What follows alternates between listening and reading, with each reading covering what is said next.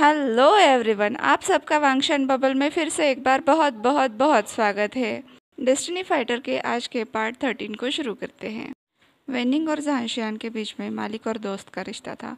जब झांशियान 15 साल की उम्र में ऐसे ही एक यात्रा पर निकला था, तब 13 साल के वेनिंग ने अपनी जान पर खेलकर झांशियान की जान बचाई थी।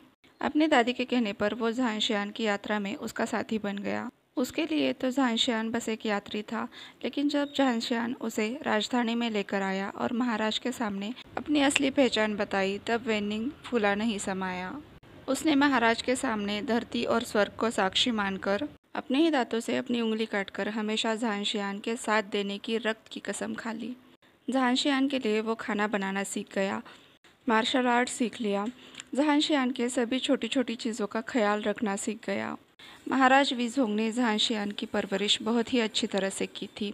अगर पहले राजकुमार को जन्म लेते ही युवराज का दर्जा ना मिला होता, तो हर कोई यही समझता कि झांशियान ही अगले राजा है। उन्हें हमेशा से ही झांशियान के लिए एक भरोसेमंद बंदे की ज़रूरत थी, जो उसका दोस्त तो बने, लेकिन अपनी जान से भी ज़्यादा झांशियान का ख्याल रखे। जब उनके सामने ये गांव का लड़का आया, तो वो तुरंत उसे देखकर भाप गए कि ये लड़का झांशियान के लिए अपनी जान भी दे सकता है। उन्होंने वेनिंग से वफादारी की कसम ली और 13 साल का वेनिंग 15 साल के झांशियान का हमेशा के लिए अंगरक्षक बन गया। पिछले 5 सालों से वेनिंग साये की तरह हर पल उसके साथ था। झांशियान ऊंचा ओहदा रखता था, लेकिन फिर भी वेनिंग उसका दोस्त बन गया। वो अपने मास्टर की हर एक बात को बारीकी से जानता था। वो देख रहा था कि कल से उसके मास्टर वांग वांग नाम की इस लड़की के पीछे हाथ धोकर पड़े हैं। अभी भी जब उसने देखा कि उसके मास्टर की आंखें चमक गई है, तो उसने उस दिशा में देखा जहां पर झांशियान देख रहा है। उसने देखा कि उस तरफ से वांग वांग और जिंगजिंग दौड़ते हुए आ रही थी। इधर जब वांगई ने देखा कि झांझान उपहार गृह के बाहर बैठा उनका इंतज़ार कर रहा है, तो वो उछलते कूदते हुए हाथ हिलाकर उसका ध्यान अपने तरफ खींचने की कोशिश करने लगा। वेनिंग को फिर से एक बार दिल का दौरा पड़ने वाला था, जब उसके मास्टर एक लड़की को देखकर अपना हाथ हिला रहे थे। उसने आश्चर्य से कहा, आपने हाथ हिलाया? झांशियान ने उसके चेहरे के सामने अपना पंजा लिया और अपना हाथ हिलाकर दिखाया। उसे कहा, हाथ इधर से इधर लेने को मेरे ख्याल से हाथ हिलाना ही कहते हैं। जिसे सुनकर वेनिंग लगभग अपना सर दीवार पर पटकने ही वाला था, लेकिन तभी वांगी और जिंगई उनके पास पहुंच गए।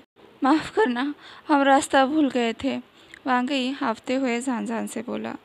दौड़कर आने की वजह से वांगई के गाल लाल हो गए थे। जब झांशियान ने वांगई के लाल गालों को देखा, वो भूल गया कि वो क्या बात करने वाला था। वो बस उसे घूर कर देखने लगा, तो वांगई को गुस्सा आ गया। उसने कमर पर हाथ रखते हुए कहा, तुमको क्या लगा कि हम पैसे नहीं देंगे? झांशियान ने नामे सिर हिलाते हुए कहा, नहीं, मुझे तो तुम्हारी चिंता थी। वांगई ने फट से अपने पास की पैसों की थैली निकाली, उसमें से कुछ सिक्के गिनकर झांझान के हाथों में रखकर उससे धन्यवाद कहा। झांशियान ने एक नज़र अपने हाथों में पड़े सिक्कों को देखा और फिर वांगई को घूरने लगा। वांगई तो पहले से ही उसकी तरफ देख रहा था। उन दोनों के बीच में जैसे देखने की प्रतियोगिता चल रही थी। वेनिंग ने कुछ देर तक तो कुछ नहीं किया, लेकिन फिर वो खांसते हुए बोला, क्या आप दोनों के बीच में प्रतियोगिता चल रही है? तो वांगई ने वेनिंग की तरफ देखकर पूछा, क्या घूरने की भी कोई प्रतियोगिता होती है? उसे देखकर झांशियान सोच रहा था, ये इतना मासूम क्यों है? फिर उसने कहा, नहीं, ऐसी कोई प्रतियोगिता नहीं होती। झांशियान को अच्छी तरह से पता था कि वांगई वहाँ से नहीं है, इसलिए उसने उससे पूछा, क्या तुम शिचू देखना चाहोगे? शिचू चाइनीज़ ओपेरा को कहा जाता है, जो कुछ इस तरह से दिखता है। वांगई ने तुरंत हाँ में सिर हिलाते हुए कहा, हाँ, मुझे भी देखना है। वो सभी वहाँ से शिचू देखने के लिए चले गए। वेनिंग ने 2 आगे और 2 पीछे की टिकटें ली। झांशियान ने वांगई से पूछा, तुम्हें इस बैठने की व्यवस्था से कोई परेशानी तो नहीं है? वांगई नामे सिर हिलाते हुए अपनी जगह पर बैठ गया। उसके पास झांशियान बैठ गया।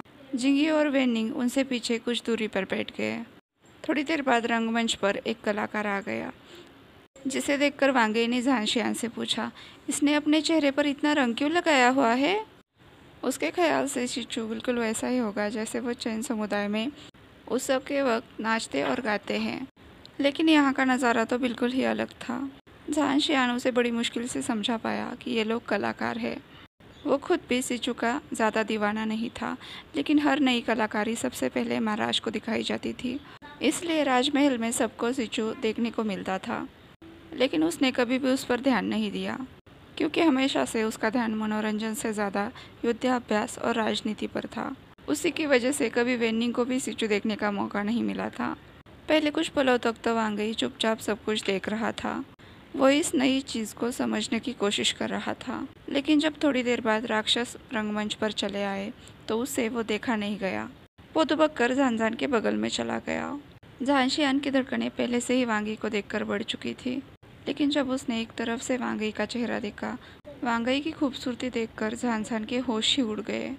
वेनिंग ने भी देख लिया कि झांशियान रंगमंच की तरफ नहीं, लगातार वांग वांग को ही घूर कर देख रहा है। इधर वांग यी उन राक्षसों को देखकर बुरी तरह से कांप रहा था। गंदे चेहरे, मुझे नहीं देखना, वांग यी सहम कर बोल उठा।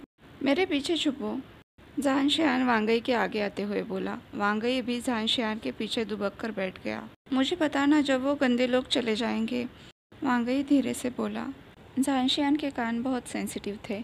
जब वांग यी उसके कानों में बोल पड़ा, वो अपने अब तक की मार्शल आर्ट की तालीम के सहारे ही बचा रहा। थोड़ी देर बाद झांशियान ने वांग यी से कहा, वो गंदे लोग चले गए हैं। तो वांग यी झांशियान के पीछे से निकलकर फिर से एक बार रंगमंच की तरफ देखने लगा।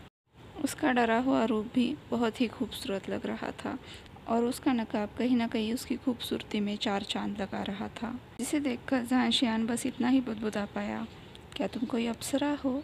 वांग यी जो पूरी तरह से सिचू देखने में मगन था, उसने पूछा, क्या तुम उस लड़की को देखकर बोल रहे हो?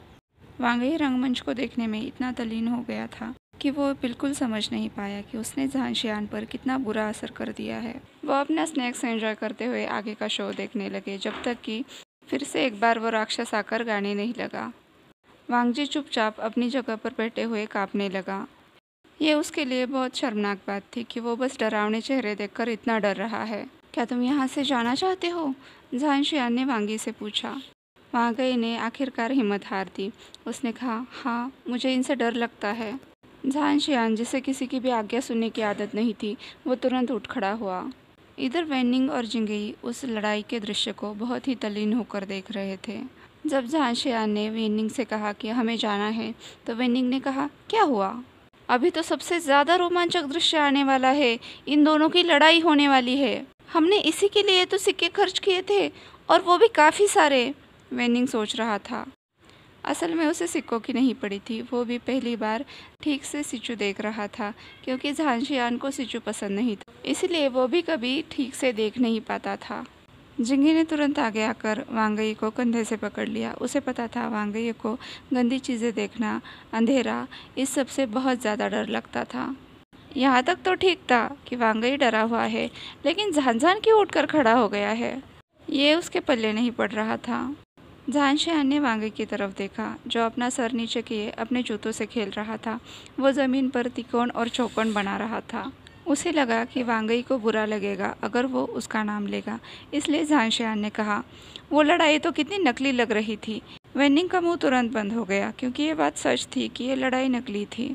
उसने बेचारा सा मुँह बनाकर हंसते हुए कहा, मेरी तो सारी मेहनत ज़ाया हो गई। कितनी मुश्किल से मैंने वो टिकट पाए थे। चाहे जो कोई बात हो, वो अपने मास्टर से बहस नहीं कर सकता। वेनिंग ज़बरदस्ती मुस्कुराते हुए उनके पीछे चलने लगा। जब महल में नए सिचू का आयोजन होगा, तब तुम देख लेना, झांशियान ने कहा। तो वेनिंग की आंखें चमक गई। ठीक है फिर, कहते हुए वो भी खुशी से उनके साथ चलने लगा। झांशियान ने वांग यी की तरफ मुड़कर कहा, कैसा रहेगा हम झरने पर जाकर कुछ मछलियाँ पकड़े तो?